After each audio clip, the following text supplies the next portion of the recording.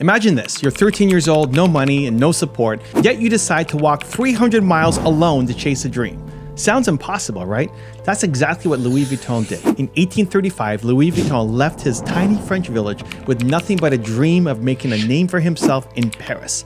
He trekked on foot for over 2 years, 292 miles of walking, sleeping in barns and doing odd jobs just to survive. Why? Because he believed he was meant for something more. That grueling journey forged his resilience and built a foundation of an empire. If you've been here before, drop a hashtag believe in the comments below so I can feature you here in a future video. And if you're new, welcome to Believe Nation, the only channel that helps you believe in yourself daily, one video at a time. From tragedy to determination. Louis' early life was filled with hardship. He was born in 1821 to a farmer and miller in a small village. His mother died when he was just 10, and his father's new wife, especially his wicked stepmother, made his life miserable. By 13, Louis had had enough. He decided to change his environment and carve his own path. He packed what little he had and ran away from home, aiming for bustling Paris. Think about the guts that took, a teenager from the countryside, utterly alone, daring to step into the unknown. For over 2 years, Louis made his way towards Paris, covering roughly 300 miles on foot. He stopped along the way to work and earn food, learning carpentry and whatever skills he could to keep going. No horse, no carriage, just sheer willpower. That kind of determination is something entrepreneurs know well. Research even shows that early adversity can fuel resilience and an entrepreneurial spirit. People who face hardship young often develop a won't-quit attitude crucial for success. Louis Vuitton lived that truth. Every blister on his feet was building his determination to keep moving forward. And science backs this up. A study found individuals who experienced childhood challenges were more likely to become entrepreneurs. Why?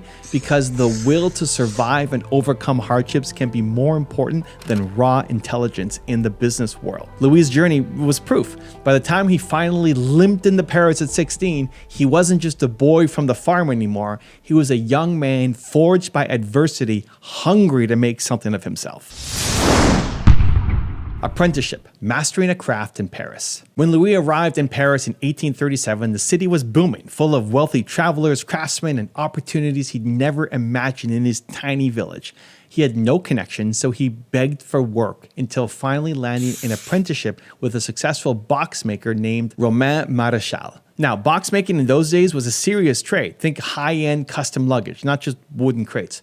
Louis swept floors, ran errands, and most importantly, learned everything he could about crafting quality trunks and packing items to perfection. Here's the thing, Louis outworked everyone around him. He had slept in barns and endured hunger to get here. He wasn't about to waste the opportunity. He poured himself into learning the craft, and within a few years, this scrappy teenager from the country became known as the best box maker in Paris. Picture that, a newcomer with no formal education or money, outshining older craftsmen in the capital of fashion and luxury. How? Obsessive dedication and pride in his work. He wasn't just making trunks, he was building a reputation. He understood something every entrepreneur should remember. Your work is your resume.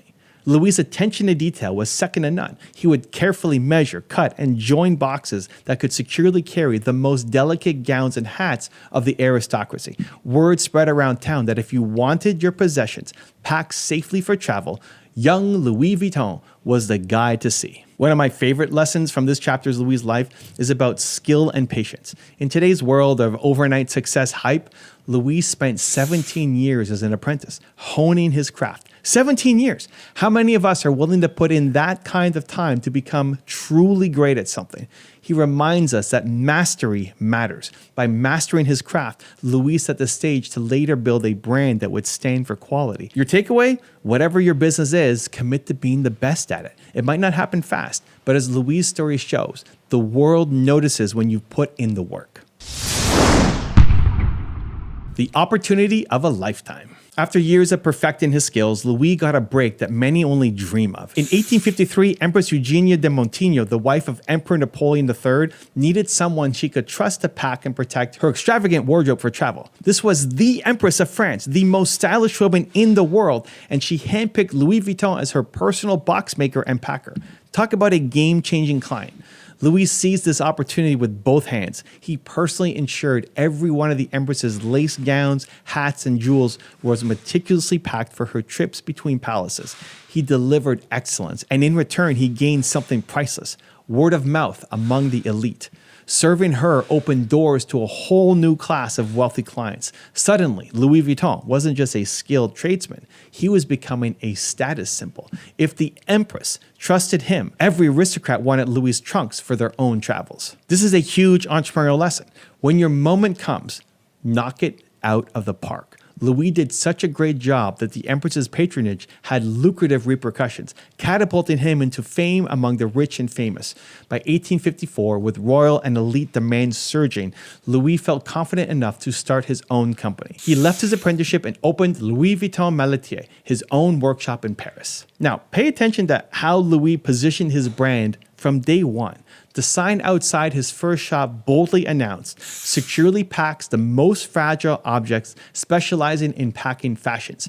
Think about that marketing. It's genius. In a short phrase, he told customers that if you have something delicate or valuable, he's the one who will protect it. He was selling peace of mind and quality, not just boxes. It's the same principle I teach entrepreneurs. Lead with what problem you solve or what value you bring. Louis was solving a big problem for 19th century travelers. Their stuff got ruined on bumpy carriage rides, and he made sure everyone knew his solution: sturdy, luxurious trunks. Innovating in industry, the trunk that changed travel. Starting his own shop was just the beginning. Louis didn't settle for the status quo in luggage. He reinvented it. At the time, travel trunks had domed lids. They were clunky and you couldn't stack them on top of each other. They were curved, so the water would run off during voyages. Louis thought, why not make a flat top trunk that's waterproof? By 1858, he introduced a revolutionary flat top trunk covered in durable canvas. This might sound minor, but it changed everything. Louis' new trunks were lighter, airtight, waterproof, and completely stackable, a game changer for world travelers. Suddenly, luggage could be loaded on the trains and steamships in neat piles, no wasted space. His signature gray canvas wasn't just for looks, it made the trunks hard-wearing and odorless, unlike the musty leather trunks of competitors. In short, he solved travelers' pain points: bulk, weight, water damage, odor. Innovation 101. Vintage Louis Vuitton trunks like these became symbols of innovation in travel. Louis' 1858 flat-top design, which was lightweight, waterproof, and stackable, revolutionized luggage for the world's adventures. The response to Louis' trunk was overwhelming. Demand exploded, so much that he had to expand into a larger workshop outside Paris just to keep up. Louis Vuitton was no longer just a person. It was becoming the luxury luggage brand. If you were a big deal in the late 1800s, you owned a Louis Vuitton trunk for your voyages. And Louis kept innovating. He introduced new canvas patterns and designs to stay ahead of copycats. Yes, even in the 19th century, he had knockoffs to fight. His vision was not just to make another trunk, but to set the standard for an entire industry. So for you as an entrepreneur, think about what Louis did here. He took a product everyone thought was as good as it could get, a trunk, and asked, how can I make this better? Innovation is often solving practical problems in a creative way. Louis' flat trunk seemed obvious in hindsight, but it took his insight and courage to break from tradition and try it. So ask yourself, what's a pain point in your industry that no one has fixed yet? Dare to be the one who fixes it. Louis' story shows that innovators become industry leaders. Oh, and here's a fun fact. Louis' trunks were so good that they even won awards. In 1867, he showcased his creations at the World's Fair in Paris and earned a bronze medal for his designs. Later in 1889, he took home a gold medal at another World's Fair. The world was recognizing what Louis' customers already knew. His blend of craftsmanship and innovation was unparalleled. Building a global luxury brand. By the late 19th century, Louis Vuitton had gone from runaway teenager to acclaimed master craftsman. But perhaps the most incredible part is that his impact kept growing even beyond his lifetime. Louis ran his workshop until he passed away at age 72 in 1892. He had spent decades building a name synonymous with quality. But he wasn't just building for one generation. He was building a legacy. His son, Georges Vuitton, took over the business and he was just as savvy. Here's a cool example of turning problem into opportunity. Counterfeiting. Louis' popular trunks were getting copied left and right. Some problems never change. So in 1896, Georges introduced the famous LV monogram canvas. Those interlocking L and V with floral patterns, partly to differentiate authentic Vuitton goods from the fakes. It was one of the first examples of a luxury brand creating a signature pattern as a protective measure. How's that for being ahead of the curve? More than a century later, that monogram is one of the most recognizable motifs in fashion. Okay, let's fast forward. The company that Louis founded kept expanding. New bag designs in the 1900s, the iconic steamer bag, which is basically a portable wardrobe, and many others. Jump to today, and Louis Vuitton is the undisputed king of luxury. The brand has expanded from trunks to handbags, clothing, shoes, and more, but it never lost the core values that Louis started with: quality, craftsmanship, and innovation. How successful is it? Consider this. Louis Vuitton, as part of LVMH, became the first European company to hit a $500 billion market cap in 2023. That valuation made LVMH's CEO, Bernard Arnault, the richest person in the world at the time. Hear that again. From an impoverished teenager runaway to a brand that anchors a $500 billion empire. That's incredible, right? Louis' name is now the most valuable luxury brand on the planet. And LVMH, the conglomerate that owns Louis Vuitton and some other luxury houses, it sits at the very top of the global luxury market. As of a recent report, Louis Vuitton was ranked the #1 luxury brand worldwide, above the likes of Chanel and Hermes. The empire Louis began has truly multiplied beyond what even he might have imagined. Bernard Arnault, the modern business titan behind LVMH, once highlighted the brand's limitless potential. He said, "When I took over Louis Vuitton, everyone said, it's already so big. What more can you do?"